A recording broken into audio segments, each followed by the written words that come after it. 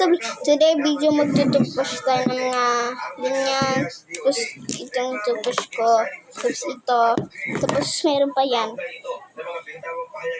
Ito muna unahin natin. Pag pinatay ako, patayin mo si BBM, si Lisa, Araneta, at si Martin Tumalo. No joke. No joke. Kamakailan, sinabi ng Presidente na wala siyang binitawang assassination threat sa Pangulo. Yan, tapos Kanina, formal na tinanggap ng Department of Justice ang mga dokumento ng reklamo ng NBI. Naniniwala kami na sapat ang aming mga ibigay sa kanila. Nasabi o ginambo lang ngayon. binubutas pa. Wait lang, Dito hindi sa ko maputas. ay magpupunta sila ng preliminary investigation at later i-file ang case sa court. Tinakaroon ng NBI na hanapin ang maraming taong dinutulibin Sara na kinausap na niya. Pero di nila ito natungtong. Dalawang beses sinubukan ng NBI na imbitahan ang pangalawang Pangulo para magbigay ng pahayag sa kanilang investigasyon. Pero di ito. Ano ay political straightforward. Wala sa aming nagtutos, wala sa aming nagpita kung ano ang dapat gawin. Pagbasahin ko lang. Tara. Yung kinalabasan ng Ano? aming investigation. Ito yung tubig namin. Wait lang. Pag-weigh ng evidence. Sa isang pahayag, kinumpirma ng DOJ na natanggap na nila ang reklamo at sasalang na ito sa Okay, evaluation guys. at preliminary investigation Wait lang, pipisan ko lang. Para mawala yung tubig. Sagot naman dyan ng Vice Presidente, inasahan na raw niya ito. Si Senate President Chis Escudero, wala naman daw nakikitang epekto sa impeachment ni Vice President Duterte kung kasuhan man siya ng DOJ. Walang epekto yun sa napipintang impeachment proceedings, walang bearing yun, walang kinalaman yun doon. Pwede magpatuloy yun. Papatuyuin natin yan mamaya. Pwedeng sumunod. So they can present the same witnesses. Ay, They can natapon. present the same pieces of object or Isang ang gagamitin ko. that is totally up to them. Pero basta naman ang kabilang panig, kung sakali kung may basis sila, natutulan niya kung ang presentasyon niya. Para sa GMA Integrated News, John Consulta, nakatutok 24 oras. Duda ang Philippine Coast Guard sa tunay na pakay ng isang Chinese research vessel Sinaki na niya. naglalayag sa karagatan ng Pilipinas. Kahit daw kasi sumunod ito sa protocol, kahina-hina na kilos nito at nagpatay pa ng automatic identification system. Hindi na rin lang ito pumasok sa exclusive economic zone ng Pilipinas, kundi sa mas malapit na lugar sa karagatan na kung tawagin ay contiguous zone. Nakatutok si Chino Castor. Sumunod man sa protocol ng innocent passage, sumunod sa mga radio challenge ng Pilipinas at mabilis at walang tigil na naglayan pa norte, duda pa rin ang Philippine Coast Guard sa tunay na halaki ng China research vessel Lanhai 101. Mula ng buntutan daw kasi ng ERC Cabra ng PCG ang research ship nang nakalapit na sa karagatan Ito, pinan natin. Tila may ginagawa itong kakaibang pagsusukat sa tinatawag na contiguous zone ng bansa.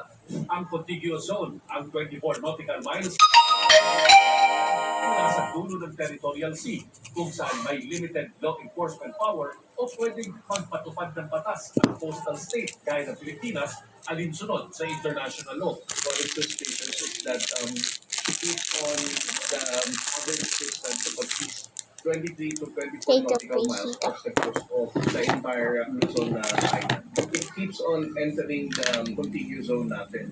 Nagpatay raw ng automatic identification system at Nagtutupas po. ng paggasinan at muling namataan na naglalayag pa norte. Tingnan mo po. Tuguyan Island. Nagtutupas ako. Ang BRT Cabra bumalik na rin sa Pales para buntutan Wait naman lang po, nagbablog pa ako eh. 3304. Walang shot. Sa pang-Chinese Coast Guard ship ang dumating sa Bajo de Masinloc kanina. Galing daw ito ng China noong February 10. Sa kabuuan, apat Ito, na ang lalagyan barko ng natin. China Coast Guard doon. Kabilang ang tinaguriang monster ship Di ba siya na nabubuksan? CCG-5901 para kontrahin ang maraming insidente ng illegal, coercive at deceptive actions ng China. Ganito yung buksan. Sinabi ni AFP Chief of Staff General Romeo Bronger, balak dagdagan ng AFP ang mga biniling BrahMos missiles mula India at kumbinahin ang South Korea na sumama sa squad. Ang alyansa ng US, Japan, Australia at Pilipinas na regular na naglalayag sa EEZ ng bansa.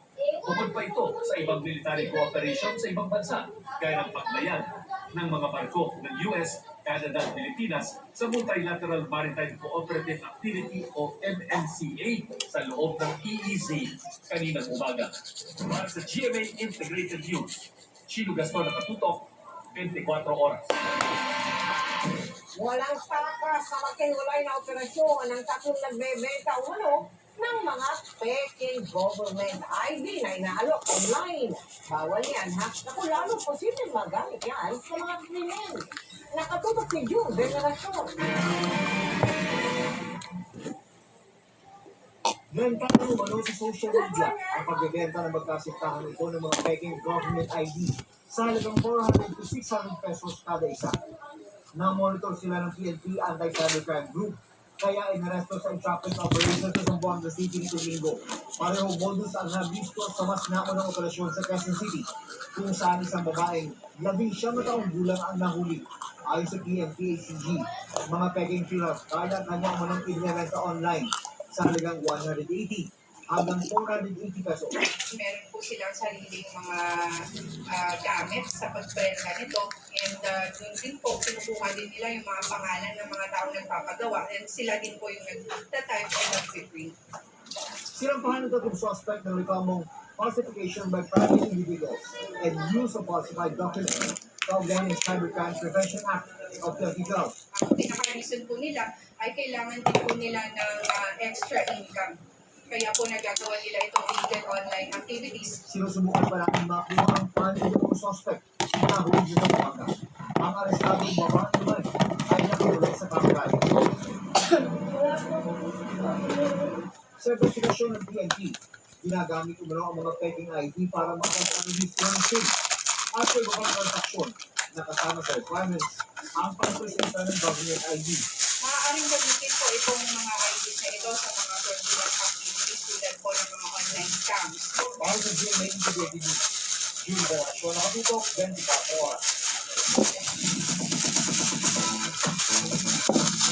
Chika Minute po mga kapuso at ang maghahatid ng latest sa showbiz happenings ngayong gabi. Kasama na natin umaga pa lang sa unang hirit at hanggang gabi sa GMA Prime. Wait lang, guys. ng Lolong Bayani ng Bayan, Shira Everyone. Lotion. In the 32 Hindi pa nabubuksan. years of my Yeah, career nabuksan in na. this industry, I found it very Ayun, challenging. lagyan And for the natin first ng time, kamay I ko. wanted to do something different.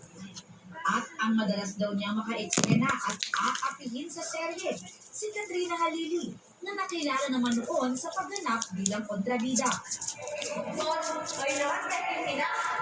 Every time na magka-scene kami, sige, mamadita siya, tapos ako naman mag-iiyak. Natatawa ako, tapos natatawa din siya kasi tumatawa ako. Kasi parang, ako dapat yun eh, tapos parang ikaw dapat to eh.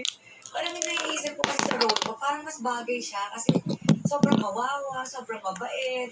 Makakasama rin niya na si Katrina, si Starstruck si pabango ko? Nagpabango lang po ako. Lalaroan mo yata, hindi laruan yun ha? Opo, nagpabango lang ako. Bye-bye.